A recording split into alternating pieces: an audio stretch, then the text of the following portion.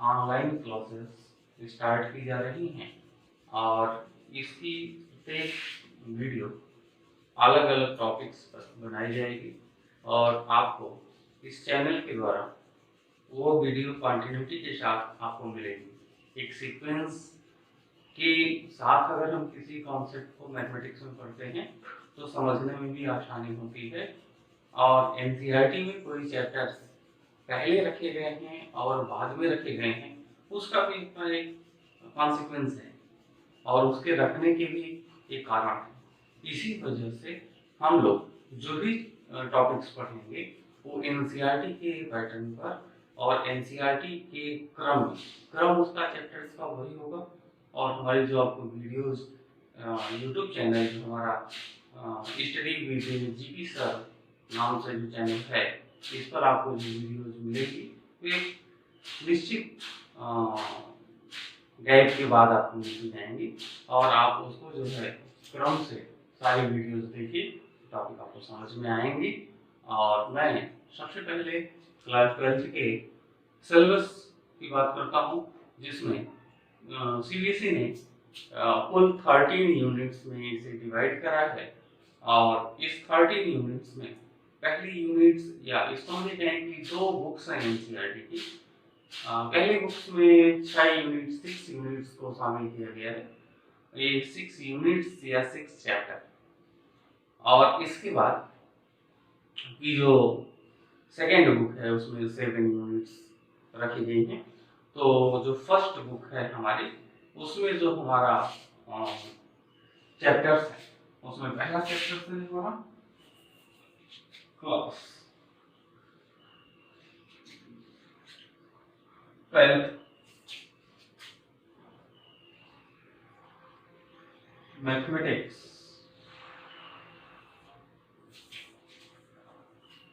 में हम लोग सबसे पहले जो अपने चैप्टर्स को देखेंगे, पहला चैप्टर हमारा है रिलेशन एंड फंक्शन। दूसरा चैप्टर जो हमारा है वो inverse trigonometric function, inverse trigonometric function. जो तीसरा है वह बड़ा इम्पोर्टेंट है, हायर एजुकेशन में भी इसका बहुत रोल है और आपके एग्जामिनेशन पॉइंट ऑफ व्यू से बहुत इम्पोर्टेंट चैप्टर मैथमेटिक्स।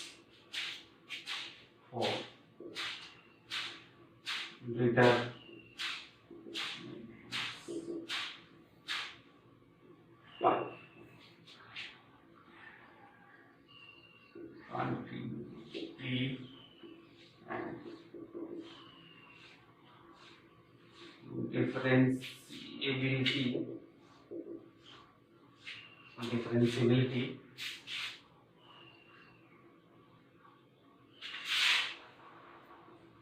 6 जो हमारा है वो है application of derivatives, application of derivatives.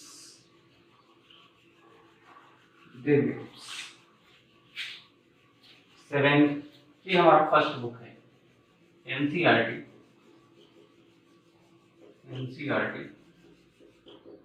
First book के अंदर जो हमें चीजें देखने को मिलेंगी ये हमारा फर्स्ट पार्ट हो गया। सेकेंड पार्ट जो है उसमें कुल 7 यूनिट थे, जिसकी बात हम लोग जब सेकेंड पार्ट की बुक पढ़ेंगे तब देखेंगे। अभी हम फर्स्ट पार्ट को ही स्टार्ट कर रहे हैं।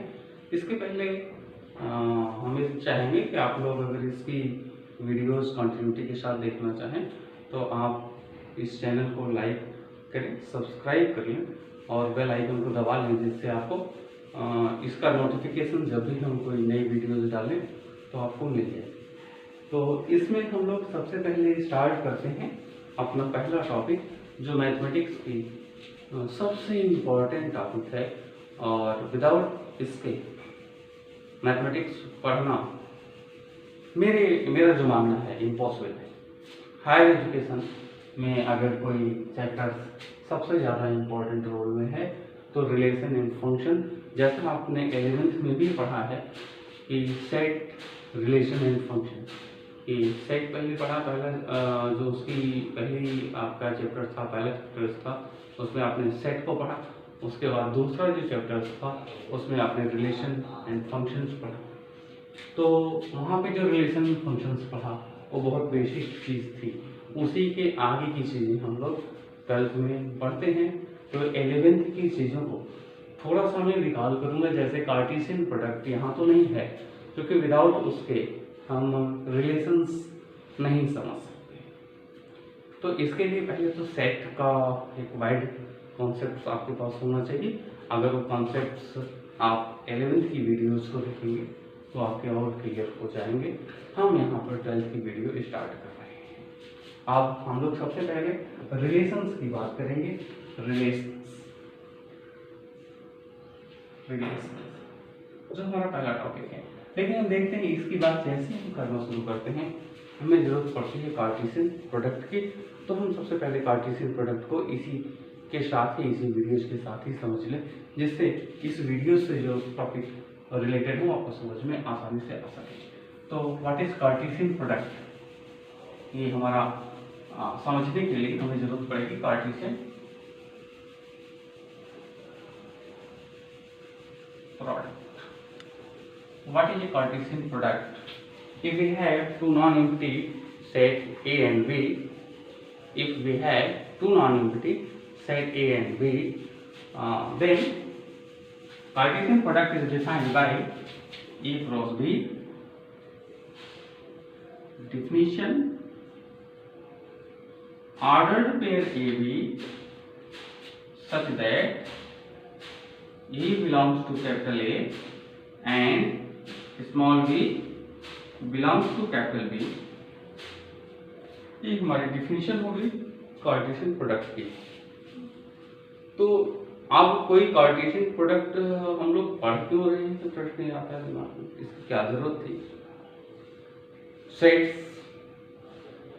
जब दो सेट्स का क्रॉस किया जाए तो क्या मिलता है ना, इस तरह की चीजें हमारे दिमाग में आती हैं।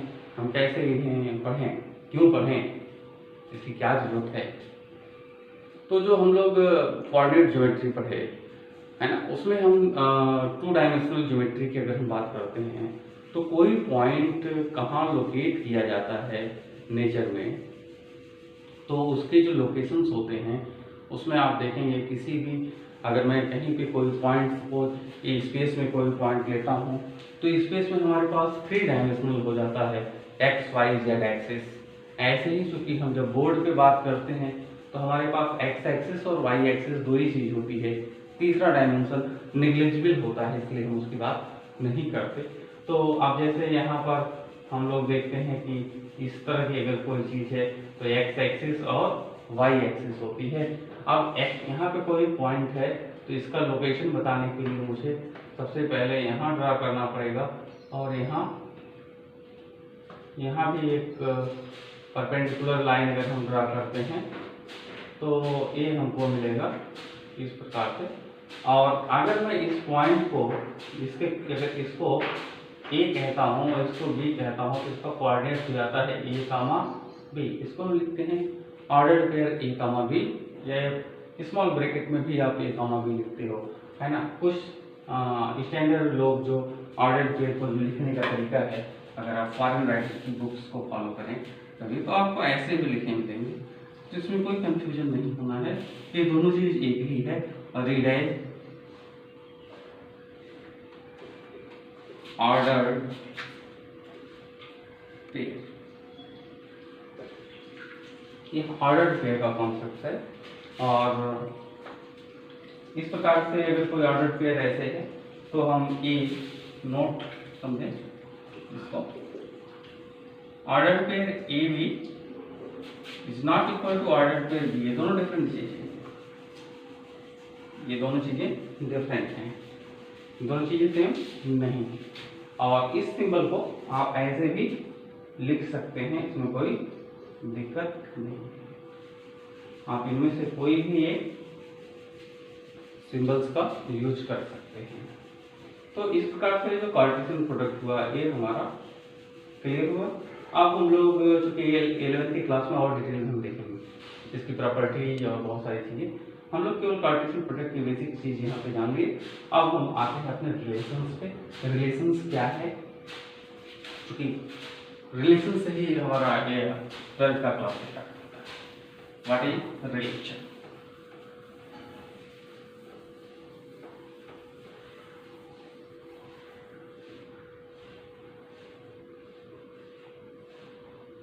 A relation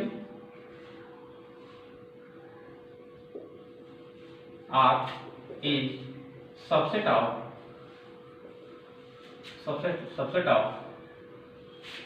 X cross Y. That is R is subset of X cross। Relation क्या है? दो सेट्स का जो कार्टेशियन प्रोडक्ट होता है उसके कुछ एलिमेंट्स है ना, कुछ एलिमेंट्स और रिलेशन होंगे जो किसी एलिमेंट को कहीं दूसरे एलिमेंट से रिलेट करता होगा, वही रिलेशन में आएगा। मतलब सेट X का एलिमेंट सेट Y के एलिमेंट को रिलेट करता होगा, उसे ही हम रिलेशन के अंदर लेंगे। और X क्रॉस Y में बहुत सारे एलिमेंट्स होंगे, जरूरी नहीं कि सारे एलिमेंट्स रिलेशन में हों। अब वो अलग अलग प्रकार के रिलेशन होंगे।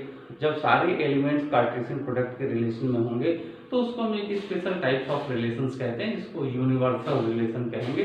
जो हम अभी टाइप्स ऑफ रिलेशंस की जब बात करेंगे तो बहुत सारे टाइप्स जो रिलेशंस के हैं जो आपके कोर्स में हैं उनको भी देखा जाएगा, जो आउट ऑफ सिलेबस हैं उनको भी हम बता देंगे कि आउट ऑफ सिलेबस हैं। जैसे पार्शियल ऑर्डर रिलेशन है ना, एंटी सिमेट्रिक रिलेशन, ये आपके यहाँ नहीं है, या IIT JEE में और IIT गेट के लिए है ना, गेट के एग्जामिनेशन में इसका इम्पोर्टेंट रोल है, लेकिन 12th के स्टैंडर्ड में इसका कोई कोर्स में आपके है नहीं, उनको छोड़ा जाएगा। ऐसे और जो रिलेशन हैं उनकी हम बात करेंगे। तो ये हो गया रिलेशन। आप इसकी एग्जाम्पल्स, एनी एग्जाम्पल्स, पहले तो हम एग्जाम्पल व्यवहारिक हैं जो आप लाइफ में देखते हैं। जैसे ब्रदरहुड का रिलेशन है ना, ये भी एक रिलेशन है, टाइप ऑफ रिलेशन है। ये तो सिंपली है ना। जैसे दूसरा हम लोग मैथमेटिकली एग्जाम्पल लें। एग्जाम्पल अगर हम लोग पहला एग्जाम्पल लेते हैं इसका और एक सेट लेते हैं x having 1 2 3, then a relation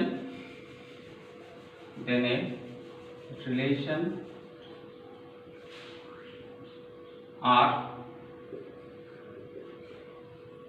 1 1 1 2, that is on the set X। इसी सेट पर जैसे कि रिलेशंस की अगर हम एक तो दूसरे डेफिनेशंस लें, एक डेफिनेशन है ये हम लोग देखें, दूसरे डेफिनेशन की अगर रिलेशंस की देखें तो रिलेशंस की जो दूसरी डेफिनेशन होती है वह आर, अदरवाइज आप दूसरी डेफिनेशन आर करके लिख लेंगे। Relation R is subset of X cross X on the set X is called relation। That means R is subset of X cross X। Subsets में आपको ये जो सिंबल्स हम यूज कर रहे हैं इसको हम सबसेट्स कह रहे हैं। अब बात आती है जो सबसेट्स है इसके लिए आपको 11th का हमारा जो वीडियो लेक्चर है उसको देखना पड़ेगा। और जो NCERT में सबसेट्स का सिंबल यूज किया जाता है वो मोस्टली ये सिंबल यूज किया जाता है। दोनों में कोई कंफ्यूजन नहीं होना चाहिए, ये NCERT यूज करता है। जबकि आप हायर एजुकेशन में जब आप जाएंगे और बुक्स को देखेंगे, फॉरेन बुक्स को देखेंगे, हर जगह ये सिंबल यूज किया हुआ मिलेगा। इसीलिए इस सिंबल को मैं क्लियर करना चाहता हूँ कि हम बार बार इस सिंबल को सबसेट के रूप में यूज करेंगे, इसका यूज नहीं करेंगे, ठीक। क्योंकि आपको केवल एनसीईआरटी में और केवल एनसीईआरटी में ही मिलता है इस प्रकार का सिंबल। और अगर आप फॉरेन राइटर्स की बुकों को फॉलो करें और जो हायर एजुकेशन की बुक्स हैं उनको फॉलो करें तो आपको सबसेट्स के लिए ये सिंबल और ये प्रॉपर सबसेट्स के लिए, चूँकि एनसीईआरटी में प्रॉपर सबसेट्स को डिफाइन नहीं किया गया है और ना ही पढ़ाया जाता है, इसकी वजह से समस्याएं आती हैं 11वीं की क्लास में। प्रॉपर सबसेट्स एनसीईआरटी में नहीं है, लेकिन जब हम प्रॉपर सबसेट्स को भी डिफाइन करें हम वहाँ पे, तो प्रॉपर सबसेट्स के लिए सिंबल यूज किया जाता है।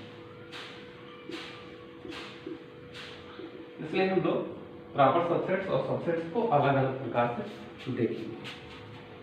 अब इसके बाद ये हमारा सबसेट्स का डिफिनीशन हुआ।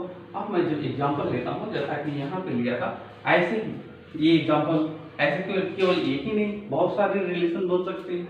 किसी सेट में अगर 3 एलिमेंट्स हैं तो उस सेट में कुल कितने रिलेशन बन सकते हैं?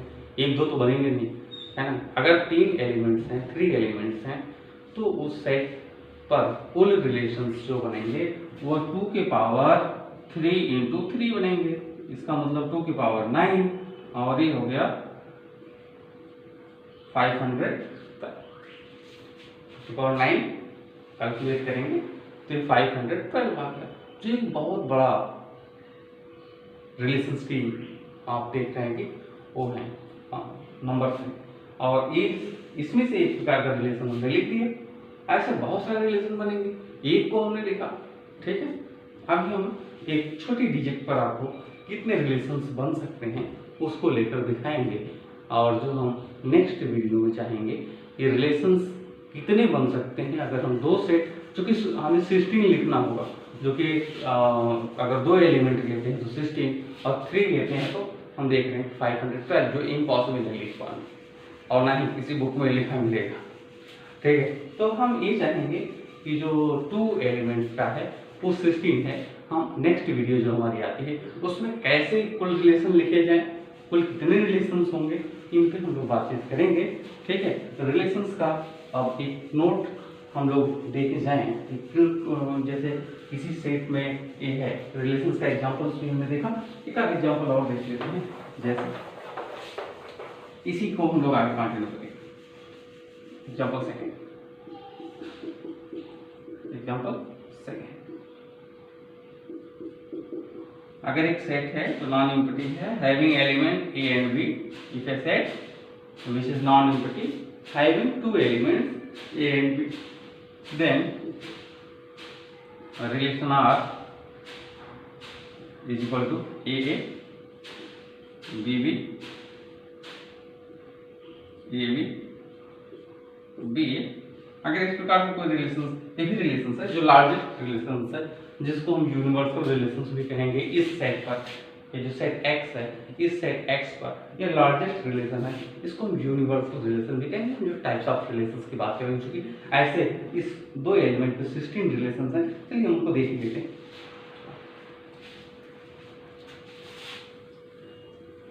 कुल 16 रिलेशंस बनेंगे, कैसे बनेंगे, उनको कैसे निकालेंगे, क्योंकि इसमें थोड़ा सा कॉन्सेप्ट आपको परम्यूटेशन कॉम्बिनेशन का भी ध्यान में होना चाहिए, ठीक है। जब ये सारी चीज़ें आपके पास क्लियर होती हैं, परम्यूटेशन कॉम्बिनेशन, है ना, तो ये जो सेट को लिखने का जो तरीका है, जैसे सबसेट्स लिखने का जो आपको तरीका 11वीं क्लास में बताया गया होगा, कुल कितने होंगे ये आपको समझ में आते जाएंगे।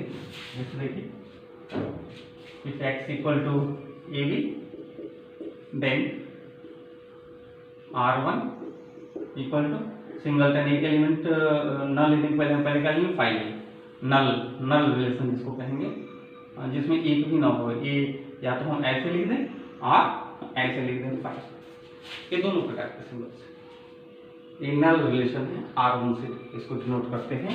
R2 सिंगलटन एलिमेंट अगर हम कंसीडर करें, AA, R3, BB, R4, AB, AA, AB, R5, चूंकि सिंगलटन हो गए, AABB ले लिया गया। अच्छा, अभी हमने AA और BB इन दोनों को लिया है ना। अभी इसमें सिंगलटन में और बाकी हैं। सिंगलटन में और क्या क्या होंगे, AB ऑर्डर पेयर AB और ऑर्डर पेयर BA। अब चारों एलिमेंट हो गए जो इसके कार्टेशियन प्रोडक्ट के एलिमेंट थे। कार्टेशियन प्रोडक्ट में जो चार एलिमेंट होंगे, पहले कार्टेशियन प्रोडक्ट लिख लीजिए तो आपको लिखने में आसानी होगी। जैसे x क्रॉस x अगर आप करेंगे तो ये आएंगे AA, AB, BA और BB,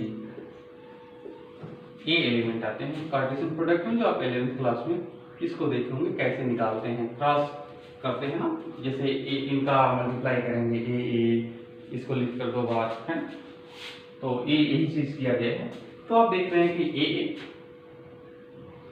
ले लिया गया, BB ले लिया गया, AB ले लिया गया है और BA, सिंगलटन सारे एलिमेंटों को ले लिया गया अलग अलग। अब हम डबलेट एलिमेंट लेते हैं। डबलेट एलिमेंट R6, दो को लेंगे एक साथ, AA ले लिया, अब इसके बाद AB ले लिया,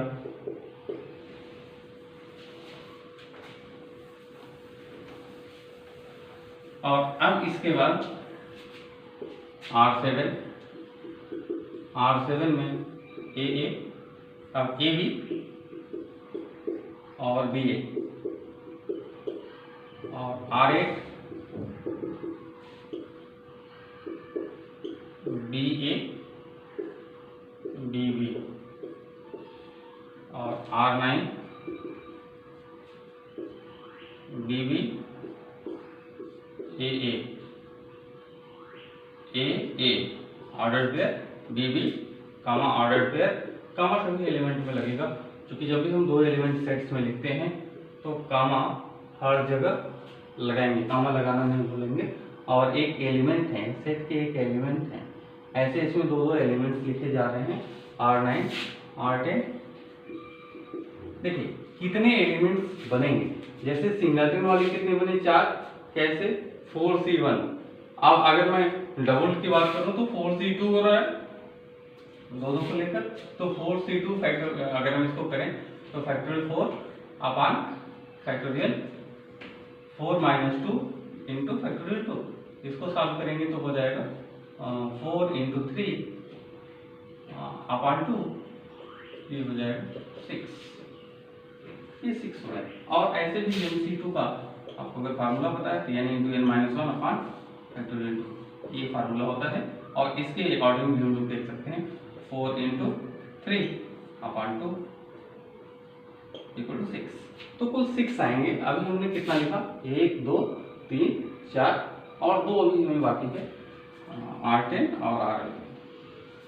अब इसमें AA हो गया। अब AA आप देख रहे हैं कि AA AB AB BA, ठीक। अब आप देख रहे हैं कि इसमें जो न हो उसको हम लोग लिखेंगे, तो A इसका उल्टा, जैसे BB है, AB नहीं है लिखा है, ठीक है, BB के साथ AB हो गया, ये अभी तक हमने कहीं नहीं लिखा है। अब इसके बाद हम लोग देख रहे हैं कि जैसे ये BB और AB हो गया, एक एलिमेंट और लिखना है, ये हम देख रहे हैं कि AB है लेकिन इसके साथ BA नहीं लिखा होगा, ये A लिख लिया और BA, ये पूरा हो गया। तो जो हमें 6 देखना है, 1 2 3 4 5 6, इस प्रकार से हम देख रहे हैं कि हम उसको काउंट भी करते जाएंगे। अब 3 को लेंगे तो कितने आएंगे, 4C3 दैट इक्वल टू आपका कॉम्प्लीमेंट्री कॉम्बिनेशन का अगर इसको यूज करें 4C1 हो जाएगा, दैट इक्वल टू ये हमारा हो जाएगा 4, क्योंकि हम जानते हैं NC1, we know that NC1 equal to N, ठीक है। According to that 4C1 equal to 4, तो 4 आएंगे। अब वो 4 होंगे, मैं इन 4 को लिखता हूँ,